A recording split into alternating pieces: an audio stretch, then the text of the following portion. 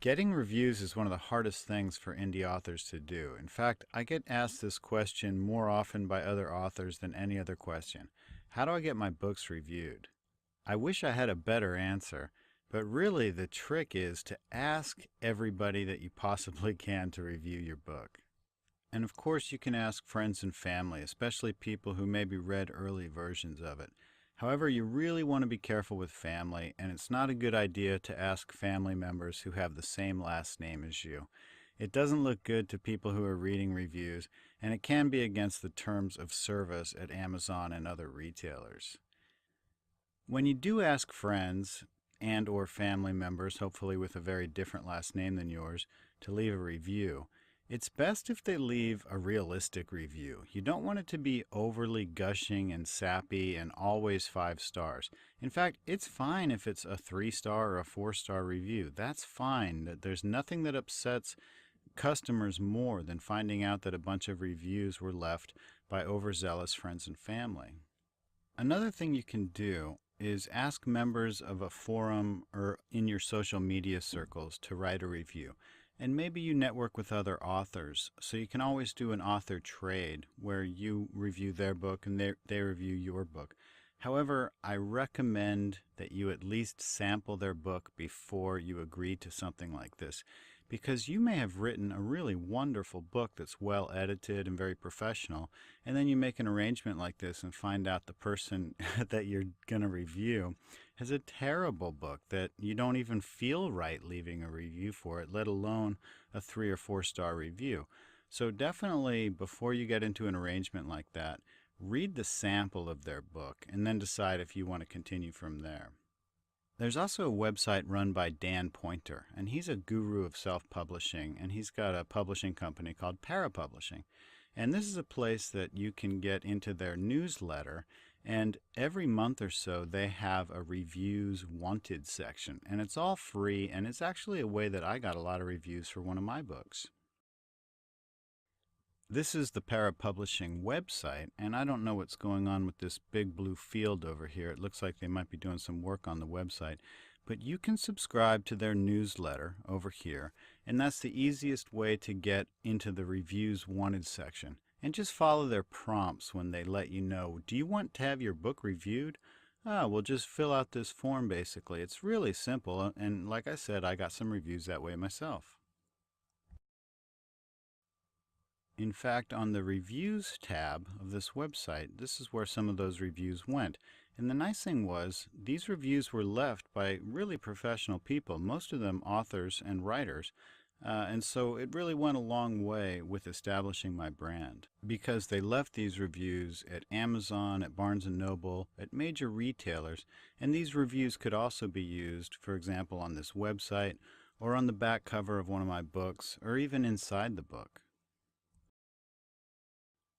There are plenty of reviewers who can be found with a Google search, and because this constantly changes, one month people may be searching for books, another month they may have a list that's too long to get to. You'll basically need to do some searching. You'll also find that some sites charge money and other sites don't. The bigger and best sites obviously charge the most money, and the small mom and pop blog type sites usually are free. Selfpublishingreview.com is one of those sites that does charge money, but they're not quite as expensive as some of the other places. If you scroll down, you'll see some of their packages, and they offer different prices for a different package, basically, worth of a review. Kirkus is a big name in the review field, and they're pretty expensive, well over $400 to get a review. It depends on how soon you want it. Now, they're going to be a really good professional review, so hopefully your book is really up to snuff and ready for them. If you do get reviewed by a company like Kirkus and it is a good review, it could be well worth it. So maybe that's a chance that you're willing to take. Again, you can always go to Google and type in something like indie book reviews. Obviously, there are going to be dozens and dozens of options, but you can scroll through a few of them, check them out, and hopefully get your book reviewed. One of the smartest things you can do is ask people who just finished reading your book. So for example, this is the Word document of one of my books, and at the end, readers are going to hopefully find the About the Author page. And because it's a part of the table of contents, they may go to this at any spot within the book, actually, just if they're curious. So I recommend always putting in a sentence that says something like, he asks readers to please leave reviews. And you can leave a link. This is actually the Amazon version of the book. So this link goes to the reviews page.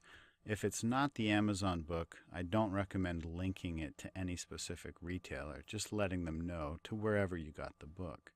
That's a really smart thing to do because anyone who either gets to the end of your book or clicks on the About the Author page probably either enjoyed your book, wants to know more about the author, or both. And so that's a great time to hit people up and let them know how important reviews are to you.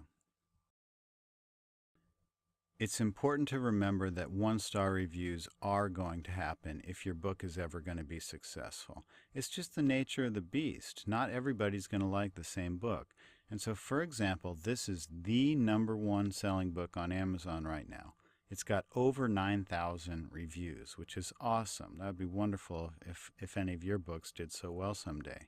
But notice that for every 5-star review, or for every 10 5-star reviews, there's nearly one-star review. That doesn't mean it's a bad book. It just means different people have different tastes. That's to be expected. And here's another best-selling book at Amazon. This one has over 20,000 reviews. Maybe you've read it, maybe you've reviewed it. If we scroll down, you will see that nearly 10% of the reviews have been for 1 star. Okay? So 10% of the people who read this book left a 1-star review, or 10% of the people who reviewed it, excuse me.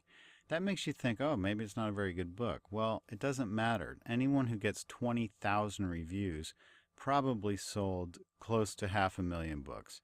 So don't worry about 1-star reviews.